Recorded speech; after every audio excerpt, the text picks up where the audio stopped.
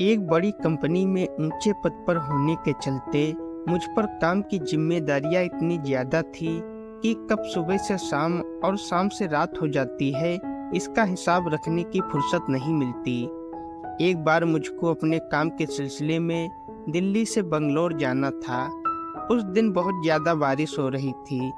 Ticket counter बंद होने की वजह से उस दिन मेरे टिकट को 6 घंटे बाद वाली फ्लाइट में ट्रांसफ़र कर दिया गया था।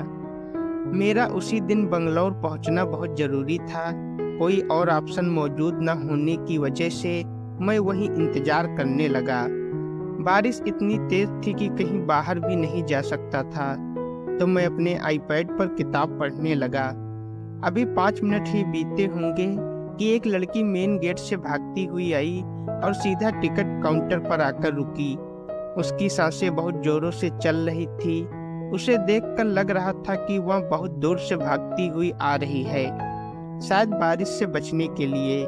लेकिन अगर ऐसा ही था तो भी उसकी कोशिशें कहीं से भी कामयाब होती नजर नहीं आ रही थी। वह सिर से पैर तक भीगी हुई थी।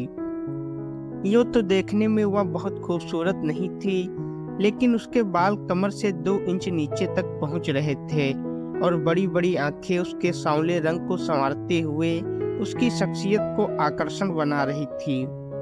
तेज बारिश की वजह से उस लड़की की फ्लाइट लेट हो गई थी और वह भी मेरी तरह मायूस होकर सामने वाली कुर्सी पर आकर बैठ गई।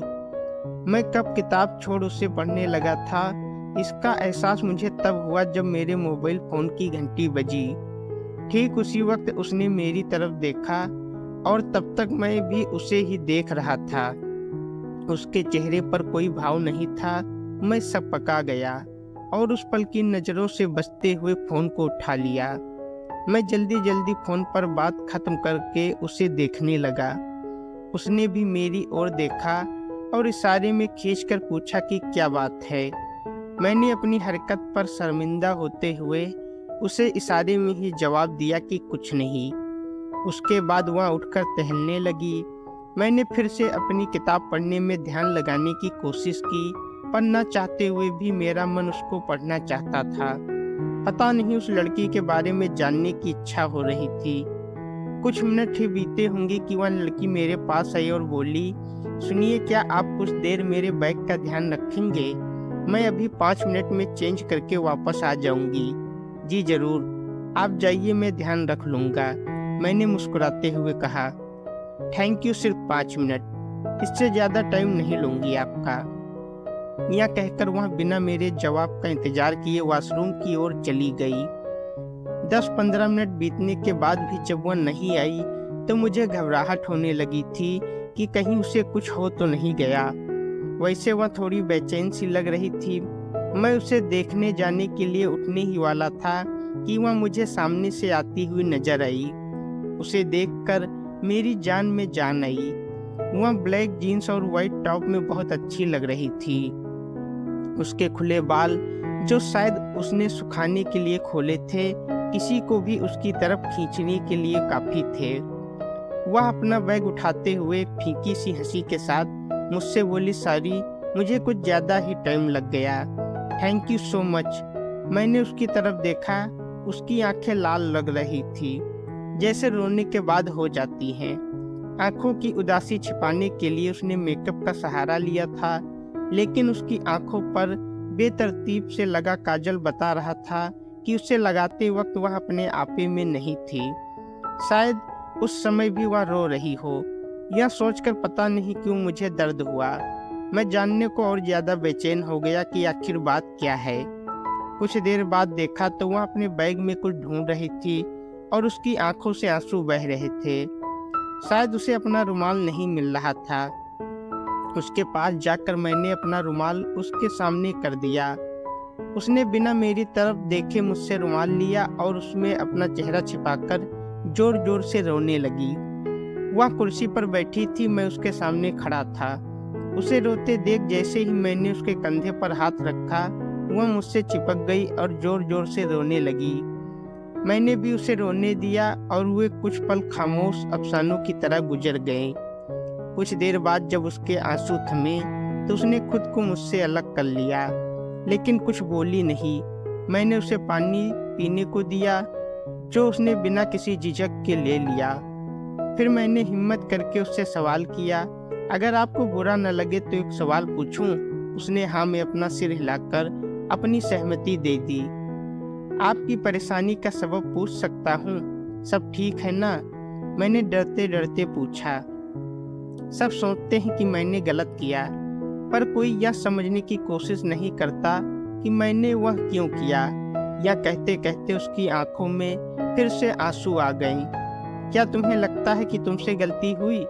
फिर चाहे उसकी पीछे की वजह कोई भी रही हो। मैंने उसकी आंखों में आंखें डालते हुए पूछा।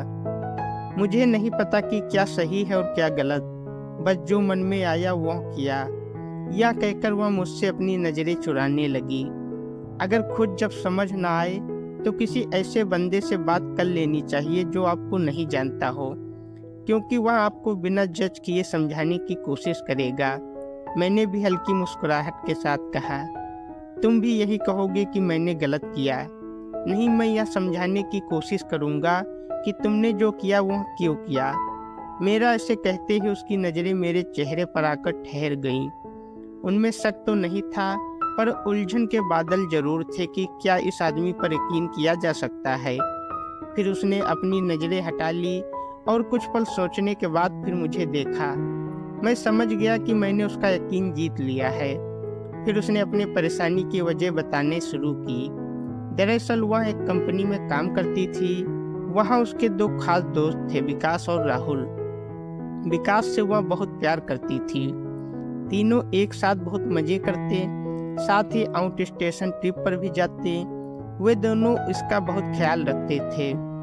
एक दिन उसने विकास से अपने प्यार का इजहार कर दिया। उसने यह कहकर मना कर दिया कि उसने कभी उसे दोस्त से ज्यादा कुछ नहीं माना। विकास ने उसे यह भी बताया कि राहुल उससे बहुत प्यार करता है और उसे उसके बारे में एक बार सोच लेना चाहिए। उसे लगता था कि विकास राहुल की वजह से उसको प्यार को स्वीकार नहीं कर रहा है, क्योंकि वो विकास और राहुल में बहुत गहरी दोस्ती थी। वह राहुल से जाकर लड़ पड़ी कि उसकी वजह से ही विकास ने उसे ठुकरा दिया, और साथ में यह भी इल्जाम लगाया कि कैसा दोस्त है वह, अपने ही दोस्त की गर्लफ्रेंड पर नजर रखे हुए। इस बात पर राहुल को गुस्सा आ गया और उसके मुंह से गाली निकल गई। बात इतनी बढ़ गई कि वह किसी और के कहने पर, जो इन तीनों की दोस्ती से जला करता था, उसने राहुल के ऑफिस में शिकायत कर दी कि उसने मुझे परेशान किया। इस वजह से राहुल की नौकरी भी खतरे में पड़ गई। इस बात से विकास बहुत नाराज हुआ और अपनी दोस्ती तोड़ ली।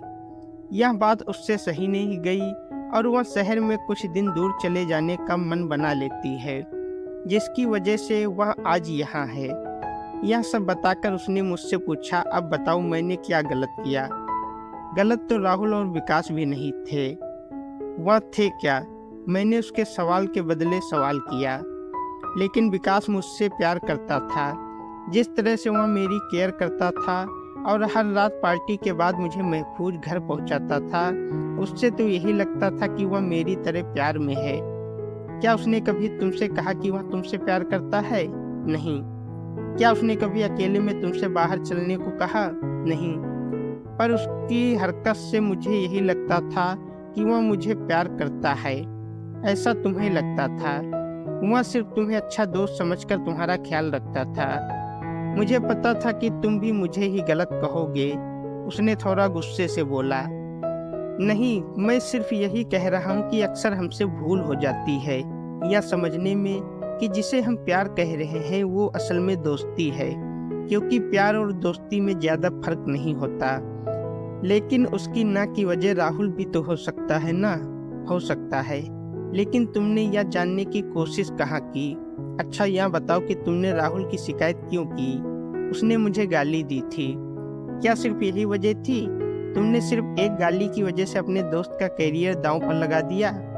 मुझे नहीं पता था कि बात इतनी बढ़ जाएगी।